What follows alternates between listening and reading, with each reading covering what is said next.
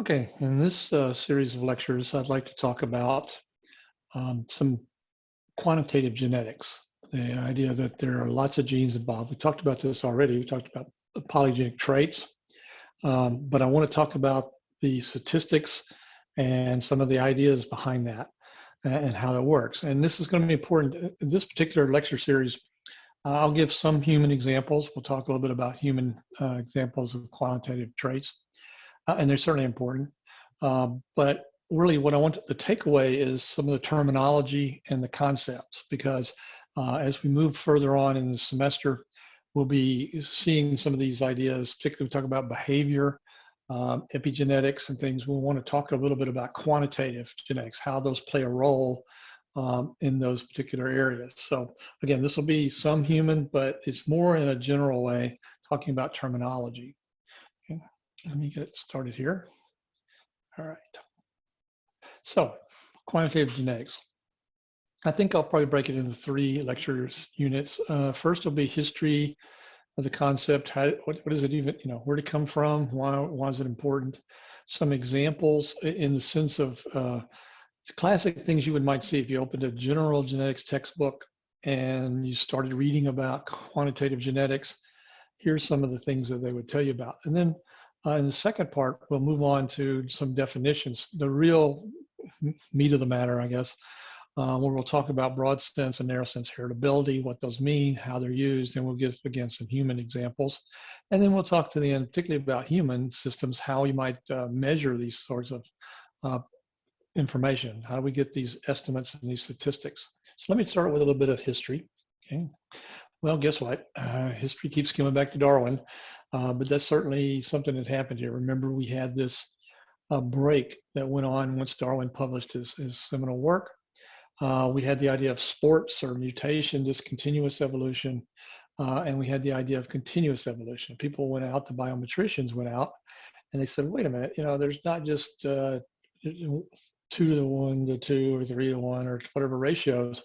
There's this distribution of traits. And so they worked through this. One of the people that really picked up on this was Galton. Galton was a cousin of Darwin, and Galton really started thinking through some of these ideas about how this worked. Now, he also has some bad history that we'll talk about later, but what he was really looking at was this sort of trying to figure out how this genetic systems work. I remember Mendel had been published about the same year as Darwin, but it wasn't really widely known. Certainly wasn't widely appreciated. So what Francis Galton was doing was sort of sitting there and thinking about these ideas of correlation and regression. He's been said to be the inventor of these, although Carl Pearson really did most of the work on that because Galton really wasn't a mathematician. But he did understand the value of these. And what he was working with was the idea of this mid-parent and right rooting and rounding type thing, which, we've talked about regression to the mean. If you read this, it says the mid-parents are taller than the average. Their children tend to be shorter than they are. When they are shorter than the average, the children tend to be taller. Basically, the idea is that we would regress back to some average in the middle. And that was a huge problem, again, for Darwin, because if you had things that were always regressing in the middle, how could you ever get anything unique enough that you could have natural selection working on it? But anyway, it was interesting. Galton, and we'll talk about later, was the father of eugenics. The idea that if you could take animals and raise those and select for certain traits, then why couldn't you do it with humans? Humans are animals, so why would we do that? One of his great books was Hereditary Genius. Can't seem to talk at the moment. And this was about how you inherit certain traits related to our ability to think and function. Yeah. So anyway, we have Galton. We have all this information going on. This is again back right in the period right after Darwin's publication, and Galton is thinking through all these different traits about how, particularly things like IQ and other things, could be measured. Okay. Now, around, again, 1900, we have the rediscovery of Mendel's work. And with the rediscovery of Mendel's work, now there's a way to start thinking about how do we mesh these 2 really divergent concepts together. We have this idea of discontinuous evolution, these small little things going on, we've had this quite a history of the biometricians coming along and have been proposing theories and ideas that were related to this continuous form. But it took another almost 20 years for this to come together. And the person that did that was R.A. Fisher, Sir Robert Fisher. He was British. He worked in most of his life in an experiment station. Extremely brilliant man. He was very poor eyesight, and he did from a very early age did most of his math just in his head. Wrote a number of very influential books about quantitative genetics and papers. It's a tough person to read because he would do so much in his head that he would set up an equation, and then underneath it would be some other equation that was the part of the derivative of that equation, but there might be 40 steps in between. So you read it and just, how in the world did you get there? So often you have to find a good mathematician to help you understand how he went from one step to the other, because there were so many intermediate steps.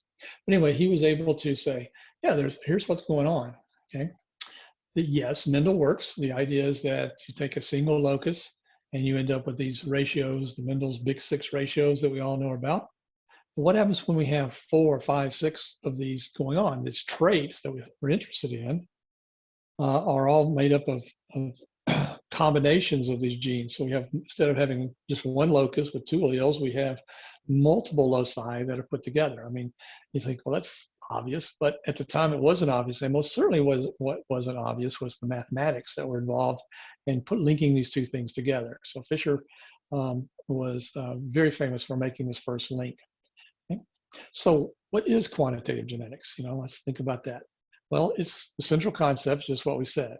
Many traits we're interested in humans, cattle, trees, whatever, many things that we see out there are polygenic.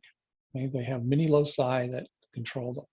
So this leads to a series of questions, and those questions are, okay, if they're polygenic, they're not controlled by one locus, how many loci are there? How many are contributing to the trait itself?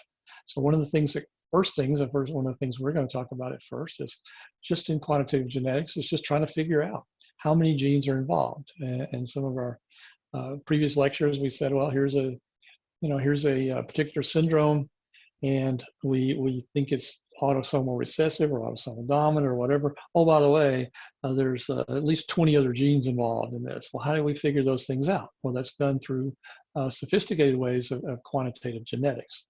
Okay? Now, the next question is, if you think about it, how much is the variation in the trait, right? This height variation, you saw this distribution of height. How much of that is actually genetic? How much of it is just due to the fact that some individuals didn't receive quite as much food or nutrition at some point, or others received more? How much of it is actually in the genetic form? And then, of course, because it's genetics, we are interested in these modes of inheritance. And we know that there are multiple modes of inheritance, right? You've got dominant recessive, you've got epistasis, you've got sex-linked, you've got all these things playing a role. Well, if you've got multiple genes, multiple loci involved, one locus may be acting as a dominant type situation, mode of inheritance. The second one that's involved in the pathway may in fact be a codominant or an epistatic or something else. So what are the modes of inheritance that contribute to this particular trait that you're interested in? All right, so sort of classic stuff you might see if you open a textbook. Here's wheat kernels are notorious for having color. And here's a classic one where we take 3 loci in one trait. So we're just going to say we're doing a classic trihybrid parental cross where we've got one locus is the A locus, second locus is the B locus, and then a C locus. One individual with complete lack of color is completely recessive. So it's little a, little b, little b, little c, little c. A full color might be something where you've got, homozygous big A's, homozygous big B's, homozygous big C's. Obviously, when you cross those, you're going to produce all heterozygous individuals. That should be a little C right there. All heterozygous individuals, right? Big A, big B, little b, big C, little c. Now, if you take that F1 generation and cross those and across those, you're going to get a distribution of genotypes, right? We know when we cross just 2, we get certain outcomes. We cross 3 loci, 4 loci. We do this regular prediction under Mendel of how many outcomes we're going to get and potentially what those outcomes are going to be. Okay, so just thinking through it, you can try to figure out from this distribution how many loci might be involved. If you've got a single locus system and you cross the heterozygotes, a classic F1 cross, you're going to get 3 outcomes, right? You're going to get some that are big A, some are little a, and some that are heterozygous. And the heterozygotes are going to be the majority, of course. 2 loci, we know that we get a more complicated outcome. We get a 1 to 2 to 1 to 2 to 4 to 2 to 1 to 2 to 1 genotypic outcome. But if you pile those up, we get a distribution that looks something like this. We get some number of heterozygotes, some number of pure homozygotes, and then things that are in between. And we keep going down the list with this. 3 loci that we were looking at a moment ago, we get a distribution that contains more of these. We get still get a lot of hits, but then we get a lot of other variants, different forms. So we get some that are big A, big B, big C, little c. We get some that are big A, little a, big B, big C, big C. You think about all the possibilities. And of course, by the time we get to 4 or 5 loci, we get even a larger number of outcomes. Okay? Now, how do we figure out how many outcomes we get? Well, there's a simple little model for that. It's a 1/4 to the nth power will tell us how many outcomes that we expect to get, the n being the number of loci that we're interested in. Okay, so in this case, we get 1/4 is going to be, so 4th is a power. So when that's n equals 1, so we get 4 outcomes is what we expect to be there. This one has got 5 loci, so we would expect 1,024 outcomes to be down here. So you can do the math for all of these, okay? But that would be basically the outcome number that we would always expect to see from horse. So even by the time you get to 5 loci involved in a trait, think about how many possible genotypic combinations. We're over 1,000 genotypic combinations. Each one of those could potentially be different, or they could, all pile up and say everything that's some kind of heterozygote is going to be here. Everything that's a semi-heterozygote that's got 2 loci that's heterozygous could be over here, whatever. Okay, but the possibilities are huge. Now think about real, traits where you said, well, there's 20 loci involved. I mean, if you put 20 loci in there, the possibilities here basically are greater than the number of particles in the Einsteinian universe. I mean, they become huge, a number of options that you can have. Okay? So what are some classic examples of what we might see, number of loci involved? Well, things, that you would see with things like corn height. There's about 11 genes thought to be involved in there. The yield of corn is about 18, and generally these are quantitative genetics is used a lot in production agriculture, right? Because we want to know what we do with it, and of course we want to know how we can change that. Okay, I want to reduce my height of my corn so my machines don't have to do as much, or I want to increase the yield by the bushels per acre. I need to know how many, what's genetic, how much of that genetic I can play with, and how much of it is fertilizer.